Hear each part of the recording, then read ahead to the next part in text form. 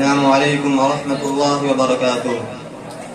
الحمد لله الذي أرسل رسوله بالهدى ودين الحق ليظهره على الدين كله، والصلاة والسلام على سيد الأنبياء والمرسلين وعلى آله وأصحابه أجمعين. أما بعد، أعوذ بالله من الشيطان الرجيم. بسم الله الرحمن الرحيم. يا أيها النبي حرض المؤمنين على القتال. وقال النبي صلى الله عليه وسلم: من مات ولم يغزو ولم يحدث به نفسه مات على شعبة من نفاق، أو كما قال. کبھی کچھ درد رہتا ہے، کبھی کچھ سوز رہتا ہے، کبھی کچھ درد رہتا ہے، کبھی کچھ سوز رہتا ہے، ہمارے دل پہ صدمہ ایک نہ ایک ہر روز رہتا ہے.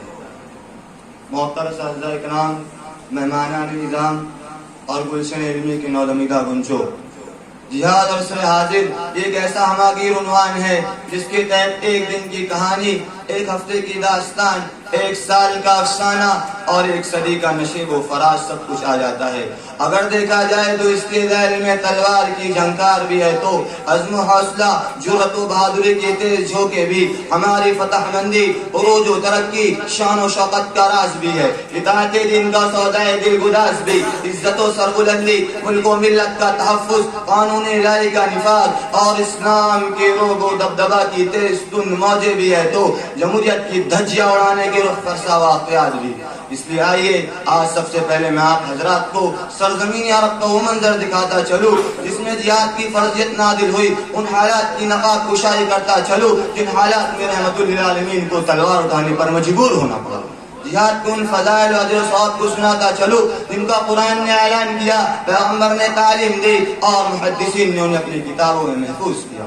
میرے دوستو، ذرا آج سے 1400 سال پہلے کی تاریخ اٹھا کر دیکھو. وہ خانہ کعبہ جس کو حضرت ابراہیم علیہ السلام نے محض ایک خدا کی عبادت کے لیے تعمیر کیا تھا، اس میں ایک دو نہیں 360 بت رکھے ہوئے تھے جن کی ہر صبح و شام پوجا کی جاتی تھی. ہر خاندان، ہر گھرانہ، بلکہ ہر فرد کے لیے بت الگ الگ متعین تھا. بات بات پر مرنا، لڑنا، جھگڑنا، شراب نوشی، قمار بازی، ظلم و زیادتی ان کی تہذیب بن چکی تھی.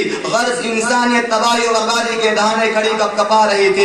رحمت خداوندی جوش میں آئی اور سرکار دو عالم محمد عربی صلی اللہ علیہ وسلم کو ختم نبوت کا تاج دے کر مبعوث فرمایا. جب آپ صلی اللہ علیہ وسلم نے توحید کا اعلان کیا، سینکڑوں خدا کو چھوڑ کر ایک معبود حقیقی کی دعوت دی، تو تمام اہل عرب آپ کے مخالف ہو گئے، دوست دشمن بن گئے، اپنے پرار ہو گئے. یہاں تک کہ لات و عزا کے پجاریوں نے سرکار دو عالم محمد عربی صلی اللہ علیہ وسلم پر سرزمین عرب کو تنگ کر دیا. لاکھوں دیوی دیوتا کے حامیوں نے دائی حق کے خاتمے کا فیصلہ کر لیا. اور جب آپ صلی اللہ علیہ وسلم کی ہجرت کے باوجود ان کا دل ٹھنڈا نہ ہو سکا، تو رب کائنات کے صبر کا پیمانہ چھلک اٹھا. جبرائیل امین جہاد کا پیغام لے کر نازل ہوئے. بس اعلان ہو گیا، بتوں کے شہر میں جا کر خدا کا نام لکھ دینا، بتوں کے شہر میں جا کر خدا کا نام لکھ دینا، جہاں پر کفر لکھا ہو وہاں اسلام لکھ دینا. اگر وہ صلح کے پھولوں کو پیروں سے کچل ڈالے، اگر وہ صلح کے پھولوں کو پیروں سے کچل ڈالے، تو شاخ گل کی ہر پتی پہ قتل عام لکھ دینا. برادران ملت، جہاد اتنا مبارک عمل ہے جس قوم نے بھی جہاد کو اپنایا انہیں عزت و سربلندی ملی، انہیں وقار ملا، ان کی شان و شوقت اور وہ دبدبہ کا پوری دنیا میں تہلکہ مچ گیا.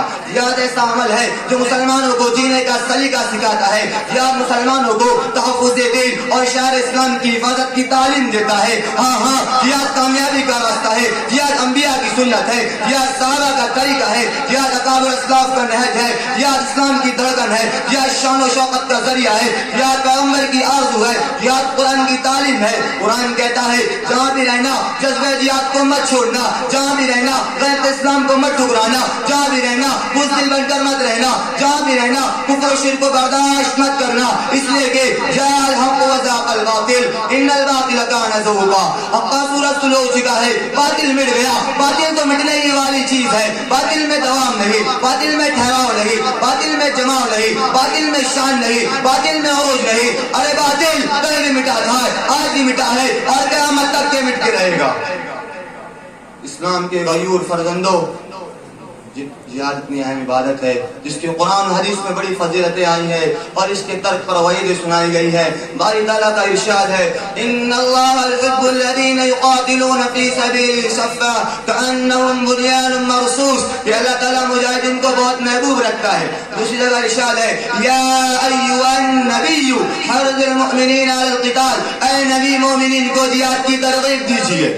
ترمذی شریف کی روایت ہے رسول اللہ حضرت انس رضی اللہ عنہ فرماتے ہیں کہ رسول اللہ صلی اللہ علیہ وسلم نے ارشاد فرمایا لغدوۃ فی سبیل اللہ او روحۃ خیر من الدنیا وما فیہا. کہ اللہ کے راہ میں گزرنے والی ایک صبح یا ایک شام دنیا و ما فیہا سے بہتر ہے. اور مسلم شریف کی روایت ہے کہ رسول اللہ صلی اللہ علیہ وسلم نے ارشاد فرمایا ان ابواب الجنۃ تحت ظلال السیوف. کہ جنت کے دروازے تلوار کے سائے میں ہے. اور یہ مسلم شریف کی روایت ہے کہ رسول اللہ صلی اللہ علیہ وسلم نے ارشاد فرمایا من مات ولم يغزو ولم يحدث به نفسه مات على شعبة من نفاق. جو اس حال میں اس دنیا سے چل بسا جس نے نہ تو جہاد کیا نہ اس کی نیت کی وہ منافق ہو کر دنیا میں مرے. چنانچہ میں انہی چند باتوں پر اپنی تقریر کو ختم کرتا ہوں. وما علینا